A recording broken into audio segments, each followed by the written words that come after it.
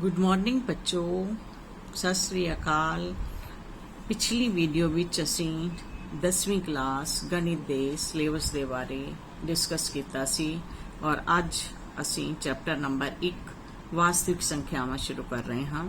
वास्तविक संख्यावां क्या हुंदियां हन? वास्तविक संख्यावां दे विच प्रिमेय संख्या और अप्रिमेय संख्या दोनों ही आ जांदियां हन। प्रिमेय संख्या वो संख्यावां ਤੁਹਾਡੇ ही शब्दों विच मैं ਤੁਹਾਡੇ ही उस हिसाब नाल समझा रही हाँ कि वो संख्या जिहड़ी अंश बटे हर दे रूप विच लिखी जा सके।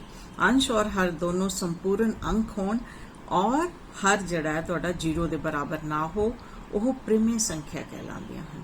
ते अप्रिमेय संख्यावां जैसे वर्गमूल 2, वर्गमूल 3, वर्गमूल 5 ये सारियां तुहाडियां अप्रिमेय संख्यावां हन। और नंबर 2 यदि अंश नूं असीं कोई ਤੁਹਾਨੂੰ अंश बटे हर दे रूप विच संख्या लिखी है, अंश नूं तुसीं हर नाल भाग करदे हो और वो भाग जिहड़ी है कदी भी खत्म ना होए, मतलब कदी भी जिहड़ा बाकी जो है बाकी कुछ ना कुछ बचदा जाए, शेषफल 0 ना आए, बाकी 0 ना आए और वो भाग हमेशा ही चलदी जाए, तो उस संख्या नूं भी असीं अप्रिमेय संख्या कहंदे हां। ओके, फिर अप्रिमेय संख्यावां नूं अगे लैंदे हां। इहदे विच किहड़ियां-किहड़ियां संख्यावां आउंदियां हन? एक तां भिन्न आएगी तुहाडी कि दो प्राकृत संख्या नूं अंश बटे हर दे रूप विच जद असीं लिखदे हां तो उहनूं असीं भिन्न कहंदे हां। ते एक ओह आउणगीਆਂ, एक संपूर्ण संख्यावां आउणगीਆਂ। ਇਹ ਤੁਸੀਂ 6ਵੀਂ ਵਿੱਚ ਪੜਿਆ ਹੈ ਸਾਰਿਆਂ ਨੇ। ਤੇ ਸੰਪੂਰਨ ਸੰਖਿਆਵਾਂ ਕਿਹੜੀਆਂ ਹੁੰਦੀਆਂ ਹਨ? ਇਸ ਨੂੰ ਸਮਝਣ ਦੇ ਲਈ ਆਪਾਂ ਜੋ ਹੈ नीचे देखते हाँ। पहले जो नीचे बनाया गया टेबल है इनू चेक करते हैं। प्राकृत संख्यावां जिहड़ियां साडे गिनती दे नंबर हुंदे हन, 1 2 3 4 5 ये सारियां हुंदियां हन और एक 0। अगर असी 0 और सारी प्राकृत संख्यावां नू जोड़ इकट्ठा लिख दईए तो पूर्ण संख्यावां बन जांदियां हन। ठीक है। और फिर यदि इन्हां दे विच असी ऋणात्मक अंकां नू जोड़ दिंदे हां, ऋणात्मक संख्यावां नू जोड़ दिंदे हां ਤਾਂ ਉਹ ਸੰਪੂਰਨ ਸੰਖਿਆਵਾਂ ਬਣਦੀਆਂ। ਸੰਪੂਰਨ मतलब पूरियां। ਤੇ ਇਹਦੇ ਵਿੱਚ ਅਸੀਂ ਕੋਈ ਵੀ बड़े नंबर ਨੂੰ जो है छोटे चों घटाना होए, छोटे नंबर ਨੂੰ बड़े चों, तब भी सानू ਉਹਦਾ आंसर ऋणात्मक ਦੇ अंक ਦੇ रूप ਵਿੱਚ मिल जाता है। तो दूसरे शब्दां वास्तविक संख्या सारे प्रिमेय अप्रिमेय संख्यावां आ जाणगीਆਂ। ਕਿਹੜੀਆਂ ਹੁੰਦੀਆਂ ਉਹ मैं समझाता ਤੁਹਾਨੂੰ। फिर प्रिमेय संख्या च भिन्न आ जाएगी संपूर्ण संख्यावां। और हुण कहोगे कि संपूर्ण संख्यावां दे बट्टा विच अगर तुसी 1 लगा दोगे हर एक दे ते ये सारियां ही तुहाडियां प्रिमेय संख्यावां बन जाणगीਆਂ, मीनस अंश बटे हर दे रूप विच लिखे जा सकन वालियां। और फिर इहदे बाद तुहाडे पास जो है संपूर्ण संख्यावां विच ऋणात्मक संख्यावां ते पूर्ण संख्यावां दोनों आउणगीਆਂ। इन्हां नूं इकट्ठा करके संपूर्ण संख्यावां बनणगीਆਂ और सिफर और प्राकृत संख्यावां नूं दोनों नूं जोड़ के पूर्ण संख्यावां। ते ये सारियां साडियां वास्तविक संख्यावां हन जिहदे जो असीं इस चैप्टर विच पढ़दियां हन। अब हुण असीं 1.3 शुरू करदे हां। इहदा 1.1 भूमिका है, 1.2 तुहाडा जिहड़ा है ओह सिलेबस विच नहीं है, तो असी 1.3 पढ़ते हैं। अंक गणित दी मूलभूत प्रिमेय यह है। इस प्रिमेय नूं करन तो पहला सानू कुछ जो पिछले सालां दियां क्लासां दी काम कीता है उहनूं दोहराना पड़ेगा। सब तो पहला आंदियां हन अभाज्य संख्यावां। अभाज्य संख्यावां क्या हुंदियां हन?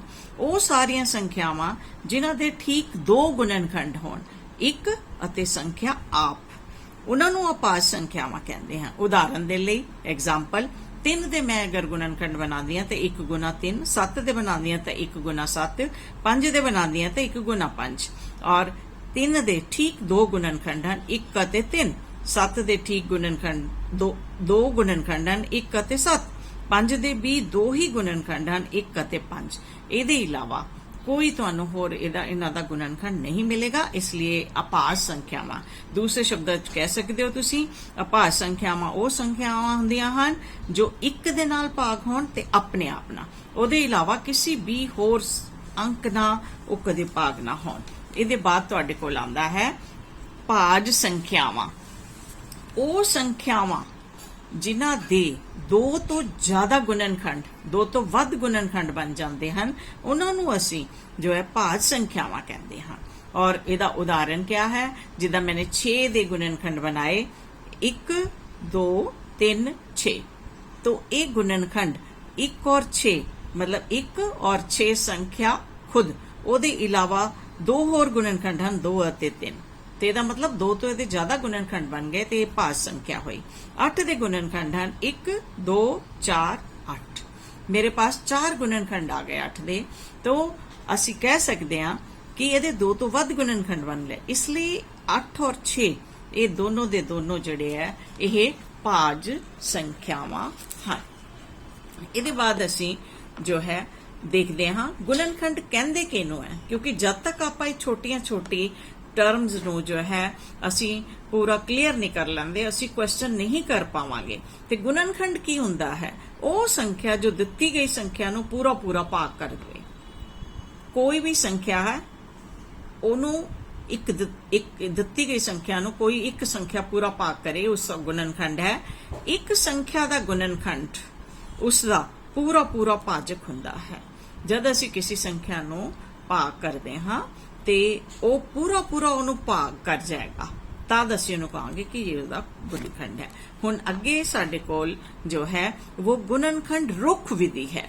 ਅਸੀਂ एक्चुअली अंक गणित ਦੀ मूलभूत प्रिमेय करनी है और उस प्रिमेय की परिभाषा देने तो पहला इन्हां सब नूं जानना बहुत जरूरी है इसीलिए यह तुहानूं मैं एक्सप्लेन कर रही हाँ। गुणनखंड रुख विधि ये तुसी 6वीं क्लास विच बच्चों पढ़ी है।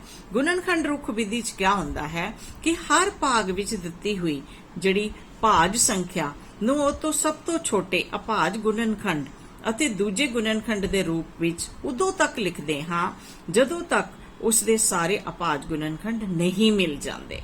ਓਕੇ ਅਸੀਂ ਕੀ ਕਰਾਂਗੇ ਸਾਨੂੰ ਜਿਹੜੀ ਇੱਕ ਭਾਜ ਸੰਖਿਆ ਦਿੱਤੀ ਹੋਏਗੀ ਉਹਨੂੰ ਸਭ ਤੋਂ ਛੋਟੀ ਅਭਾਜ ਸੰਖਿਆ ਨਾਲ ਭਾਗ ਕਰਾਂਗੇ।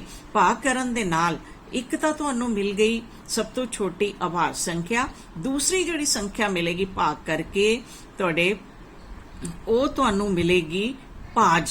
फिर उस भाज संख्या दे फिर 2 तो मान लो मैं शुरू किया भाग करना जब तक 2 ना भाग हुंदी जाएगी अभाज संख्या ना तद तक असी 2 ना ही भाग करते जावांगे। जब 2 ना भाग नहीं होएगी फिर आप 3 अगली अभाज संख्या लवांगे ते एक सानू अभाज संख्या मिलती जाएगी एक भाज। फिर जिहड़ी भाज संख्या है तुहाडी ओनू फिर दोबारा असी भाग करांगे अभाज संख्या नाल और इस तरह नाल जब तक करते जावांगे भाग जब तक सानू आखिर च जाके जड़ियां दोनों संख्यावां हैं ओह अभाज नहीं मिल जांदियां। ओके छोटियां क्लासां विच तुसीं तां छोटी संख्यावां दा गुणनखंड रुख बनाया सीगा पर अज असीं जिहड़ा है वड्डियां संख्यावां दा गुणनखंड जिहड़ा है रुख बनाना सीखते हां। अज असीं बड़ी वाली संख्या दा जिहड़ा है बनावांगे गुणनखंड रुख। तो मैं एक संख्या ली है 15,480 इसका सानू अभाज जो है अभाज गुणनखंड रुख बनाना है। ठीक है तो ये तुहाडे सिलेबस विच है और पेपर विच भी बहुत बार आंदा है तुहाडे। तो चलिए सब तो पहला मैं 15,480 इनू असी सब तो छोटी अभाज संख्या ना भाग करते हैं। सब तो छोटी अभाज संख्या ना पहला 7 ते भाग होएगा फिर दोबारा 7 ते भाग होएगा फिर उपरों 8 फिर 4 ते गया फिर उहदे बाद उपरों च 0 उतरिया नहीं तुहाडे कोल हुण इत्थे जिहड़ी है मैंने भाग कितना किया 2 दे नाल और मैनू भाग फल क्या मिलिया 7,740 मतलब एक मैनू अभाज संख्या मिल गई। ये दूसरी भाज संख्या है आह अभाज है और इधर भाज संख्या है। हुण इस संख्या दा मैं फिर तो जड़ा है अगे भाग करूंगी 2 ना ही द्वारा भाग करूंगी। सब तो छोटे अभाज संख्या तो ही तुसी अगे भाग करनी शुरू करनी है। हुण मैं फिर इनू द्वारा 2 ते भाग करांगी। अब मैं जवानी कर रही हूं भाग ਤੁਹਾਨੂੰ अगर प्रॉब्लम आती है तो तुसी रफ काम विच भाग करके देख सकते हो। इस दे उत्ते क्वेश्चन आंदा ही है ते 3 पहले 3 ते गया, फिर 8 ते, फिर 7 ते और फिर 0 ते। 3870 तुहाडा जिहड़ा है आ जाएगा भागफल। हुण 3870 ये फिर दोबारा मैं इनू 2 ते भाग करदी हां, ठीक है। 2 ते भागना, पहला 1 ते गया, फिर 9 ते गया, फिर उहदे बाद 3 ते गया, फिर उहदे बाद 5 ते गया, ठीक है। हुण ये जिहड़ा नंबर है 1935 ये 2 ते भाग नहीं होएगा। हुण 3 ते भाग असीं इहनूं करन दी देखदे हां, चैक करदे हां। 5 इहदे अंकां दा जोगफल मैं ले रही हां। 5 जमा 3 8, 8 जमा 9 17, 17 जमा 1 18 ते 18 3 भाग हो रहा है, मतलब ये पूरी संख्या भी 3 भाग हो जाएगी। ते मैं 3 भाग इनू करन लगी हां ते 3 भाग करन ते यह तुहानू जिहड़ी है संख्या भाग करके तुहानू दिखा दिंदे हैं। चलिए 3 नाल भाग कर रही हां, ठीक है। 6 6 तिए 18, ठीक है। 1 3 4 तिए 12 ते 1 5, फिर 5 ते चली जाएगी। तो इसका मतलब यह 645 आ जाएगा तुहाडे कोल, ठीक है। 645 आ जाएगा तुहाडे कोल भाग करन दे बाद। और फिर इहदे बाद तुसी फिर दोबारा जिहड़ा है इनू दे चैक करदे हां। 5 जमा 4 9, 9 जमा 6 15, इहदा मतलब ये फिर तो 3 ते भाग हो जाएगा, एक बार होर भाग होएगा। और भाग करके आप देखते हैं 645 नो 3 ते भाग करते हैं, 3 दूनी 6 और फिर 1 ते गया, फिर 1, फिर ये 5 ते गया। तो ये साडे कोल आएगा 215 आया मेरे कोल। फिर इसदे एक बार होर गुणनखंड बननगे। फिर ये हुण 5 जमा 1 6, 6 जमा 2 7, 7 जड़ा है वो 3 ते भाग नहीं हो रहा, इसलिए असी इनू हुण 5 ते भाग करांगे। 5 ते भाग करके पहला यह चला जाएगा तुहाडा 4 ते, फिर चला जाएगा 3 ते 5 गुना 3 मेरे पास यह आया। और हुण जड़ा है साडे कोल जड़ा है दा गुणनखंड क्या बने, 2 सारे अभाज्य लेने हैं तुसी। 2 गुना 2, 2 गुना 2 गुना 2 गुना 3, 2 गुना 2 गुना 3, 3 गुना 3 गुना 5 गुना 43। यह है साडे गुणनखंड जिहड़े है यह बनणगे।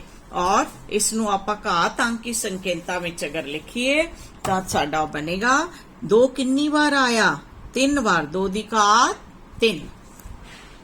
हुण असीं इहनूं सारे गुणनखंडां नूं लिखण दे बाद घात अंक च लिख रहे हैं। 2 3 बार आया और फिर 3 जड़ा 2 बार आया, 5 एक बार आया, गुना 43। हुण अगर अच्छी तरह तुसीं ध्यान नाल देखो तो यह गुणनखंड आरोही वधदे हुए क्रम विच हन साडे, ठीक है। हुण असीं जिहड़ी है तुहाडी आधारभूत अनुपातिकता प्रेमिया दी परिभाषा कढदे हां। हर एक भाज संख्या जिन्हों कंपोजिट नंबर कहते हैं नू अभाज संख्यावां दे गुणनफल दे रूप विच दर्शाया जा गुणनखंडित कीता जा सकदा है। अते यह जिहड़ा असीं गुणनखंडन बच्चों कर रहे हैं, यह गुणनखंडन साडा जिहड़ा होएगा, यह गुणनखंडन अभाज गुणनखंडां दे आने वाले क्रम तो इलावा विलक्षण हुंदा है। मतलब उन्हां दा क्रम कोई भी क्यों ना होवे गुणनखंडां दा, उन्हां नाल कोई फर्क नहीं पैंदा, पर ओही सारे गुणनखंड अभाज गुणनखंड बननगे जिहड़े तुसीं भाग करके एक बार बनाए हैं। उहदे बाद द्वारा उस तो इलावा कोई होर गुणनखंड नहीं बनेगा। बेशक वो अगे पिछे लिखे होण, उन नाल कोई फर्क नहीं पैंदा। असीं इसदा एक उदाहरण लैंदे हां। 210 इहदी गुणनखंड बननगे 2 गुना 3 गुना 5 गुना 7। फिर 200 अगर 10 के गुणनखंड मैं लिखने हैं तो मैं उन्होंने चाहे इदा लिखदा 3 गुना 5 गुना 7 गुना 2, बस फिर भी ਪਹਿਲਾਂ ਵੀ ਇਹਦੇ 4 ਗੁਣਨਖੰਡ ਸੀ, ਹੁਣ ਵੀ ਉਹਦੇ 4 ਗੁਣਨਖੰਡ ਹੈ, ਚਾਹੇ ਅਸੀਂ ਅੱਗੇ ਪਿੱਛੇ ਜੋ ਇਹਨਾਂ ਦੇ ਗੁਣਨਖੰਡਾਂ ਨੂੰ ਕਰ ਦਿੱਤਾ ਹੈ।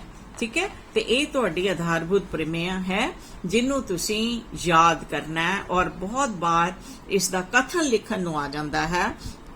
एक प्राकृत संख्या का अभाज गुणनखंडन उसके गुणनखंडां दी तरतीब नूं छड्डदे हुए विलक्षण हुंदा है। ये यूनीक है बिल्कुल ही, इस दे इलावा होर कुछ बन ही नहीं सकता।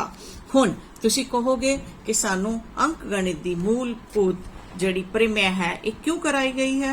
अंक गणित दी मूलभूत प्रमेय दा कुछ अनुपयोग है, उसका प्रयोग असी करते हाँ किते, और वो क्या है कि असी जब दो संख्यावां दा महत्व समापवर्त्य और लघुत्तम समापवर्त्य असी LCM और HCF निकालते हैं तद असी इनू करते हैं। हुण देखो किस तरह असी 8 और 60 का HCF और LCM पता असी करना है। ते मैं 8 दे गुणनखंड कीते क्योंकि अभाज गुणनखंड है, अभाज गुणनखंड है ये, ते तुसी अभाज अंकां नाल ही भाग करनी है। 2 नाल भाग करोगे, सॉरी गुणा नहीं भाग, 2 नाल, 3 नाल, 5 नाल, 7 नाल, फिर उहदे बाद 11 नाल, 13 नाल, फिर उहदे बाद 17 नाल, फिर उहदे बाद तुहाडा 19 नाल। सिर्फ अभाज अंक संख्यावां जां अंकां दे नाल ही तुसी भाग करना है। ठीक है, तो सब तो पहला 8 नूं सब तो छोटा अभाज संख्या तुहाडी 2 है और यह ही एक सिर्फ ऐसी संख्या है जो कि तुहाडी जिहड़ी है वो जिस्त भी है। ठीक है, 8 दे नाल भाग कीता तुसी 2 गुना 2 गुना 2, 2 दी घात 3 दे जो है घात अंक विच मैंने लिख दिता गुणनखंड नूं। फिर मैंने 60 दे गुणनखंड कीते, उन्हें भी लिखता 2 गुना 2 गुना 3 गुना 5, 2 दी घात 2 गुना 3 गुना 5। ठीक है, ये तुहाडे दोनों दे गुणनखंड बन चुके। हुण असी इहदा HCF लेना चाहते हैं 8 अते 60 दा। हुण असी किस तरह ज्ञात करिए? हाँ, इहनूं ज्ञात करन दे लई नियम तुहानूं याद रखना पैना है। 8 और 60 संख्यावां दे हर एक सांझे अभाज गुणनखंड दी सब तो छोटी घात दा गुणनफल। तुसी इन्हां दोनों दे गुणनखंडां नूं देखना है और उहदे विच किहड़े-किहड़े सांझे गुणनखंड आ रहे ने ओह चेक करना है और ਜਿਹੜਾ ਸਾਂਝਾ ਗੁਣਨਖੰਡ ਆ ਰਿਹਾ ਉਹਦੀ ਸਭ ਤੋਂ ਛੋਟੀ ਘਾਤ ਲੈਣੀ ਹੈ। ਜਿੱਦਾਂ ਕਿ ਇੱਥੇ 2 ਦੀ ਘਾਤ 3 ਆ ਰਿਹਾ, ਇੱਥੇ 2 ਦੀ ਘਾਤ 2 ਆ ਰਿਹਾ, ਦੋਨਾਂ ਚੋਂ ਛੋਟਾ ਵਾਲਾ ਕਿਹੜਾ ਹੈ? 2 ਦੀ ਘਾਤ 2। ਇਹਦੇ ਬਾਅਦ ਹੋਰ ਕੋਈ ਸਾਂਝਾ ਹੈ ਹੀ ਨਹੀਂ ਹੈ। ਠੀਕ ਹੈ, तो ਛੋਟੀ ਵਾਲੀ ਘਾਤ ਦਾ ਤੁਸੀਂ ਜਿਹੜਾ ਹੈ ਉਹਨੂੰ ਲੈਣਾ ਤੇ ਤੁਹਾਡਾ HCF ਜਿਹੜਾ ਹੈ 2 ਦੀ ਘਾਤ 2 ਆਏਗਾ, 2 ਦੀ ਘਾਤ 3 ਤੇ 2 ਦੀ ਘਾਤ 2 ਚੋਂ ਛੋਟੀ ਘਾਤ ਵਾਲਾ ਉਭੈਨਿਸ਼ ਸਾਂਝਾ ਜਿਹਨੂੰ ਅਸੀਂ ਕਹਿੰਦੇ ਆ ਅਭਾਜ ਗੁਣਨਖੰਡ ਅਸੀਂ ਲੈ ਲਿਆ और फिर ਉਹਨੂੰ ਅਸੀਂ ਜਿਹੜਾ ਹੈ फैला के लिखता 2 गुना 2 बराबर है 4। 2 दी घात 2 का मतलब 2 नूं 2 गुना 2 करके लिख लो, 4 आ गया तुहाडे कोल ते ये HCF तुहाडा आ गया।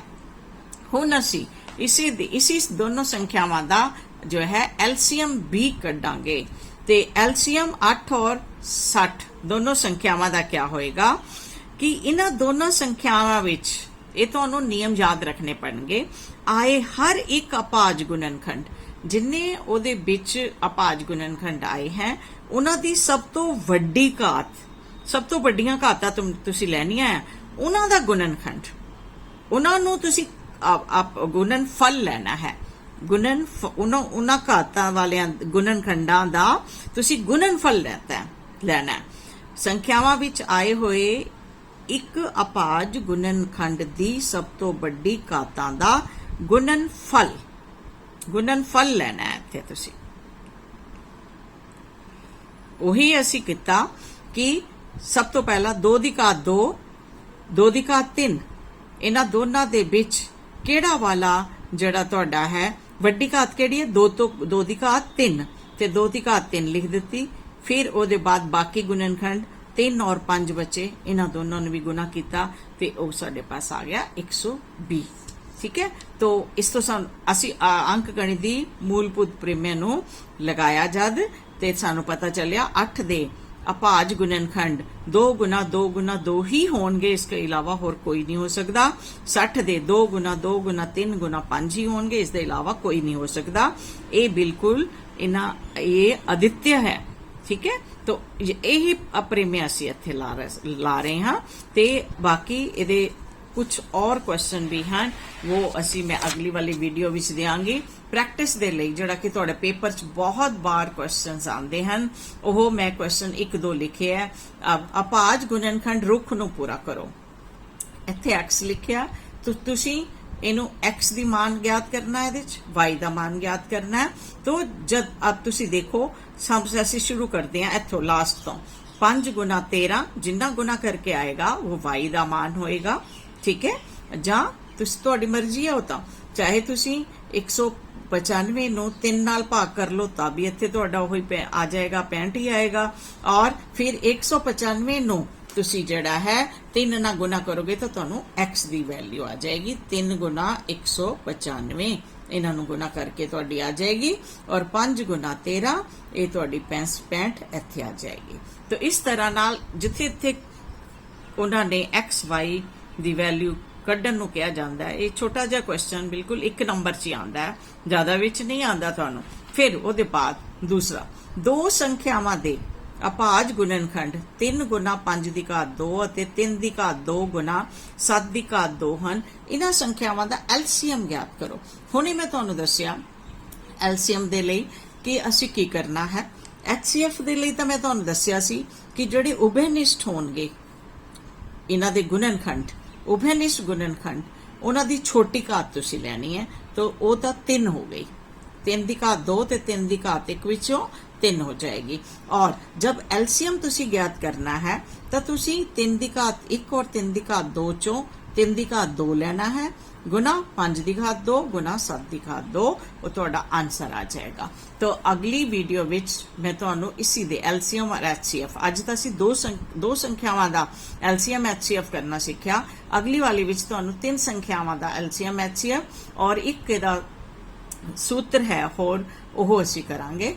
ते ओके।